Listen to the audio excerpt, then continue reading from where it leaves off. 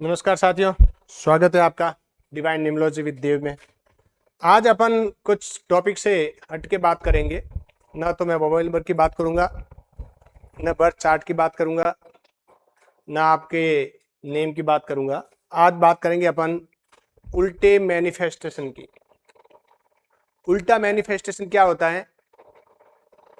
आपकी अभिव्यक्ति, आपको उल्टी अभिव्यक्ति करनी है। मतलब आपको ईश्वर से इच्छा प्रकट करनी है तो आपको उल्टी अभिव्यक्ति करनी है। कहने का मतलब है आपको क्या करना है। जैसे कोई व्यक्ति, किसी व्यक्ति को पैसे चाहिए तो भगवान से कहते हैं भगवान मुझे 20 लाख रुपए दिलवा दे, कहीं ऐसी व्यवस्था करवा दो मेरी।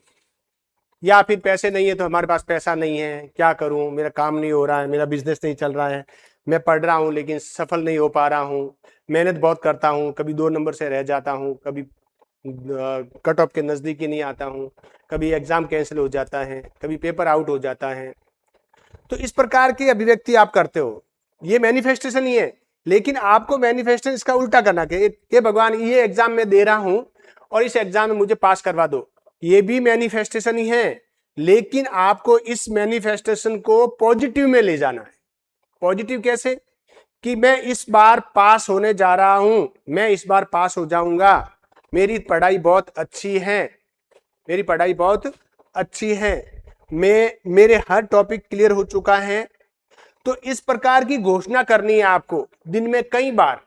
सुबह उठते वक्त, उठते ही सबसे पहले आपको इस प्रकार की घोषणा करनी है कि हे ईश्वर, ईश्वर मेरे साथ हैं, ईश्वर मेरी सारी इच्छाएं पूरी कर रहा है, मैं धीरे धीरे अमीर होने वाला हूं, अमीर होने जा रहा हूं। अगर आप बिजनेसमैन है तो ये कहो कि मेरा बिजनेस अच्छा चल रहा है, पहले से ज्यादा क्लाइंट आ रहे हैं, पहले से ज्यादा कस्टमर आ रहे हैं, मेरा जो रोज का गल्ला है वो पहले से धीरे धीरे बढ़ रहा है।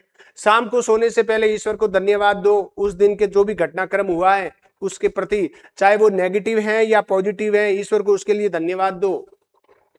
तो इस प्रकार का मैनिफेस्टेशन करो।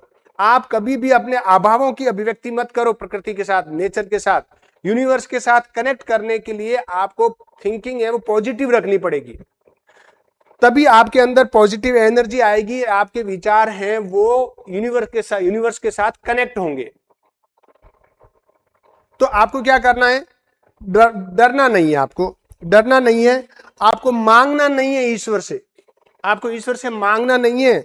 आपको यह अभिव्यक्त करना है कि ईश्वर मेरे साथ है, ये भगवान मेरा साथ देना। नहीं, आपको ऐसा नहीं कहना है कि ये भगवान मेरा साथ देना। आप तो सीधा कहो भगवान मेरे साथ है, ईश्वर मेरे साथ है, मैं ईश्वर का अंश हूं, इसलिए ईश्वर हमेशा मेरे साथ है। ईश्वर मेरे साथ कुछ भी करे वो मेरी भलाई के लिए है। चाहे आपके साथ बुरा भी हो रहा है तो भी आप उसको अच्छाई की दृष्टि से लो कि आज मेरे साथ बुरा हुआ है लेकिन आगे मेरे साथ अच्छा होने वाला है। इस प्रकार की अभिव्यक्ति आपको करनी है। इसी को कहते हैं उल्टा मैनिफेस्टेशन करना। मेरा दिन बहुत अच्छा गुजरा, आज मैंने इतने लोगों से कनेक्ट किया, यदि उसका रिजल्ट 0 आया लेकिन इतने लोगों से कनेक्ट किया तो इतने लोग तो आपके साथ कनेक्ट हुए ना। आपको मांगना नहीं है, अफर्मेशन पॉजिटिव करना है कि मैं हेल्दी हूं, मैं वेल्दी हूं, मुझे अब कोई कमी नहीं है। कूल रहना है, शांत रहना है, कम बोलना है। आप उपवास करते हैं, फास्ट करते हैं, खाना नहीं खाने का फास्ट करते हैं कि भाई हम खाना नहीं खाएंगे, आज एक टाइम खाएंगे, या फलाहारी करेंगे केवल, या केवल दूध पे रहेंगे, छाछ पे रहेंगे। इसी प्रकार आप सप्ताह में या एक दिन में कुछ घंटे आपको बोलना नहीं है, केवल अपने नजदीक रहना है। फिर देखो आपकी जिंदगी में कैसा पॉजिटिव चेंज आता है। एक बात और, कभी भी अमीरों से घृणा मत करो। सामान्यतः देखा होगा कि लोग पैसे वालों से घृणा करते हैं, पैसे वालों को गालियां बोलते हैं। नहीं, जो व्यक्ति पैसे वाला है उसकी एनर्जी यूनिवर्स के साथ कनेक्ट हो चुकी है और आप उस व्यक्ति की से घृणा करते हो, उस व्यक्ति से ईर्ष्या करते हो जिसके साथ यूनिवर्स की पॉजिटिव एनर्जी है, तो आपको पैसे कहां से मिलेंगे? आप कैसे अमीरी की ओर बढ़ोगे? आपने अगर किसी अमीर की आलोचना की, अमीर को गालियां बोली, तो इसका मतलब आपने अपनी पैरों पे कुल्हाड़ी मार दी है। अपने से बड़े, अपने से विद्वान, अपने से होशियार, जैसे कुछ बच्चे कॉम्पिटिटिव एग्जाम की तैयारी कर रहे हैं, मान लो उसमें से एक का सिलेक्शन हो गया, तो आप उसकी आलोचना मत करो। उसका सिलेक्शन हुआ है ना, इसका मतलब है उस व्यक्ति की, उस बच्चे की, उस विद्यार्थी की जो एनर्जी है वो यूनिवर्स के साथ कनेक्ट हो चुकी है, उसका ज्ञान है वो यूनिवर्स के साथ कनेक्ट हो चुका है, तो आप उसकी आलोचना मत करो। ये एक तो बात गांठ बांध करके रख लो अपने पास कि कभी भी अपने से ज्यादा पैसे वाले की आलोचना मत करो, चाहे कुछ भी हो जाए, गलती से भी मत करो। हर वक्त याद रखो, हर वक्त याद रखो अपने दिमाग में कि मुझे पॉजिटिव सोचना है, नेगेटिव नहीं सोचना है। आगे समझ में, ये चीज ध्यान रखना। और मुसीबत में भी खुश रहने की कोशिश करो, मुसीबत में भी खुश रहने की कोशिश करो हर वक्त। आपकी मान लो जैसे कोई व्यक्ति है, नया बिजनेस शुरू किया है, अभी स्टार्ट किया ही है, लेकिन क्लाइंट नहीं आ रहे हैं, तो उसको घबराने की जरूरत नहीं है कि अरे क्लाइंट नहीं आ रहा है, महीना भर हो गया, अभी जितना पैसा इन्वेस्ट किया उसका 2% ही नहीं आया, 1% ही नहीं आया। हो जाने दो, जो चल रहा है उसको आप पॉजिटिव लेके चलो, उसको अब पॉजिटिव लेके चलोगे, उसके बारे में आप पॉजिटिव सोचो कि नहीं मेरा बिजनेस धीरे धीरे ग्रोथ कर रहा है, लोग मेरे से आकर मिल रहे हैं, धीरे धीरे मेरा सारा कुछ सही हो जाएगा। ऐसा सोचोगे तो आपका बिजनेस, चाहे आप टीचर हैं, चाहे आप पढ़ाने ट्यूशन करवा रहे हैं, आप चाहे स्टूडेंट हैं, चाहे बिजनेसमैन हैं, चाहे कहीं नौकरी कर रहे हैं। मान लो आप कहीं नौकरी कर रहे हैं और बॉस के साथ आपकी बनती नहीं है, तो इसकी टेंशन लेने की जरूरत नहीं है। बॉस आपके साथ थोड़ा सा गुस्सेला व्यवहार करता है, करने दो, बॉस आपके लिए सूर्य है। अगर आपने अपने अधिकारी की आलोचना कर ली, अगर आपने अपने अधिकारी की बातों का उल्लंघन किया, उसकी बात नहीं मानी और उसका विरोध किया, उसके साथ तू मैं की, इसका मतलब आपका सूर्य कमजोर हो गया।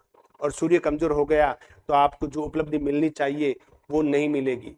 शर्त यह है कि वो आपका अधिकारी होना चाहिए। आप किसी ऑफिस में जाते हो और आपका काम है, वो आप ही का काम है, तो आप उससे तू मैं मत करो। और आपका डायरेक्ट अधिकारी है वो, आप उसके सबऑर्डिनेट हैं, आप उसके अधीनस्थ काम कर रहे हैं, तो आप उससे बहस मत करो, वो आपके अधिकारी है। तो निश्चित रूप से आपका सूर्य कमजोर हो जाएगा, और सूर्य कमजोर होने के बाद कुछ नहीं मिलने वाला। आपको जो ऊंचाइयां बिजनेस में हो या किसी भी क्षेत्र में हो, ऊंचाइयां हासिल करनी है तो आपका सूर्य स्ट्रांग होना चाहिए।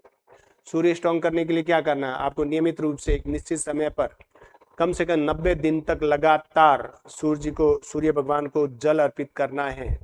लाल चंदन घिस करके उसमें डालना है, चावल डालने हैं, रक्त पुष्प डालने हैं। ये करो, आपको इसका पॉजिटिव एनर्जी मिलेगी। तो अब देखते हैं कि इसके लिए आपको क्या क्या, कौन कौन से स्टेटमेंट आपको ध्यान रखने चाहिए। जैसे पैसों के लिए अफर्मेशन क्या करना है कि मैं अपनी जिंदगी में दौलत को एक अहम हिस्सा मानता हूं। ये चीज आपको ध्यान में रखनी है। सामान्यतः कई जनों को देखा होगा जिनकी आमदनी कम होती है या कम कमाने वाले होते हैं या कमाने की इच्छा नहीं होती है, तो वो सीधे कहते हैं मैं समझू कि मैं क्या समझता हूं पैसे वालों को, पैसे मेरे हाथ का मैल है, पैर की धूल है। इसका मतलब उसका जीवन खत्म हो गया है, वो कुछ नहीं कर सकता जिंदगी में। पैसे को महत्व दो, पैसे को महत्व दो, दौलत को, पैसा मेरे जीवन में एक अभिन्न हिस्सा है। पैसा भगवान नहीं है, लेकिन भगवान से कम भी नहीं है। अगर वहम है तो निकाल लो, मार्केट में चले जाओ, खाली जेब, कुछ भी खरीदने के लिए कोई कुछ नहीं देगा आपको। आपके पास पैसे हैं तो लोग पूछेंगे आप कैसे हैं, अन्यथा लोग आपसे नहीं पूछेंगे। तो पैसों को जीवन में महत्व दो। ये बार बार अफर्मेशन होना चाहिए, दिन में कम से कम 4-5 बार, कि पैसा मेरे जीवन का अभिन्न हिस्सा है और मेरी पहली आवश्यकता है। और एक चीज और बताता हूं मैं आपको, ये जो चिन्ह दे रखा है, मैंने यहाँ पे फोटो लगाया हुआ है, ये फोटो आप यहाँ से स्क्रीनशॉट खींच करके अपने वॉलपेपर में लगा देना। ये अपने वॉलपेपर में लगा लेना, ठीक है। मैं इसको, ये ठीक है, ये लगा देना।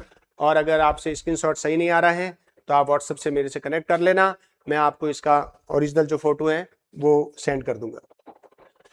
मैं पैसों से जुड़ी किसी भी रुकावट को पार करने में सक्षम हूं। यह कथन आपके दिमाग में होना चाहिए कि पैसों से संबंधित कोई भी बाधा को पार करने में मैं सक्षम हूं।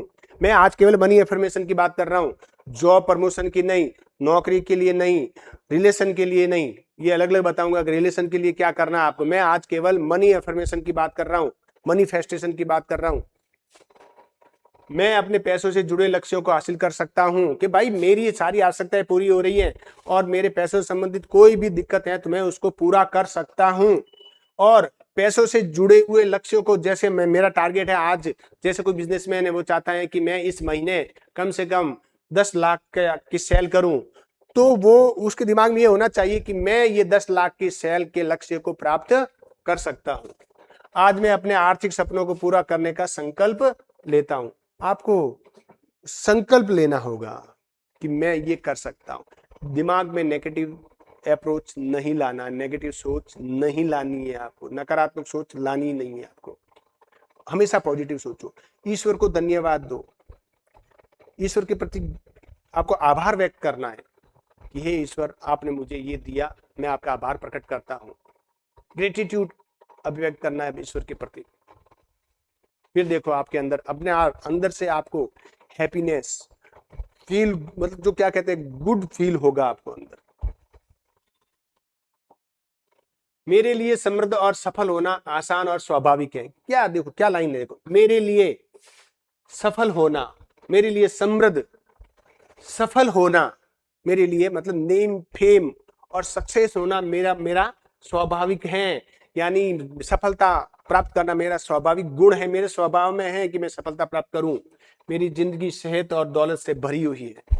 आप इन चीजों को पॉजिटिव लो, ये स्टेटमेंट लो आप, और अपने अंदर इनको बार बार रिपीट करो दिन में। मेरे पास जरूर से ज्यादा पैसा है। आपके पास पैसा नहीं है, आज आपको 1000 रुपए की जरूरत है, लेकिन आपके पास 500 रुपये है, 600 रुपये है, लेकिन आपको ये भाव नहीं आना चाहिए यार मेरे पास पैसा नहीं है, मैं क्या करूं, मेरा काम कैसे होगा। नहीं, ईश्वर के भरोसे छोड़ो, काम हो जाएगा। लेकिन बी पॉजिटिव, पॉजिटिव रहना। कोरोना नेगेटिव बढ़िया है, कोरोना नेगेटिव बढ़िया है, लेकिन कोविड में रिपोर्ट नेगेटिव अच्छी थी, लेकिन जिंदगी के प्रति आपको हमेशा पॉजिटिव रहना है। मैं और ज्यादा पैसा कमाने का हकदार हूं। मेरे ही पैसों से संबंधित मेरे पास जरूर से ज्यादा पैसा है, मेरे पास और ज्यादा पैसा कमाने का हकदार हूं, कि मैं इस योग्य हूं, ईश्वर ने मुझे इस योग्य बनाया है कि मैं और ज्यादा पैसा कमा सकता हूं, और ईश्वर मुझे ये पैसे कमाने की ओर अग्रसर कर रहा है। ये हमेशा भी ऐसे पॉजिटिव। मैं हमेशा कमाई के लिए नए जरिया ढूंढता रहता हूँ, नए बिजनेस ढूंढता रहता हूँ। यूं नहीं कि एक ही बिजनेस को पकड़ के आप बैठ गए और वो सफल हो रहा है, नहीं हो रहा है, नहीं, आप और मल्टी बिजनेस कर सकते हो। एक देखो, अगर आपको मल्टी बिजनेस करने हैं तो आप अपने मोबाइल नंबर में 7777 ले सकते हो। 77 का मतलब यूं नहीं सारे 7 लेना है, नहीं, जैसे बीच में एक तो ले लिया 5, इधर ले लिया 7, ऐसे 7 ले सकते हो। मल्टी बिजनेस करोगे, अगर आपके दिमाग में बिजनेस करने का ख्याल है तो आप इस प्रकार के मल्टी 7 ले सकते हो, मल्टीपल 7 ले सकते हो। ज्यादा मतलब लगातार 2-3 तक ले सकते हो। अगर 4-5 ले लिया तो फिर भ्रम की स्थिति आ जाएगी।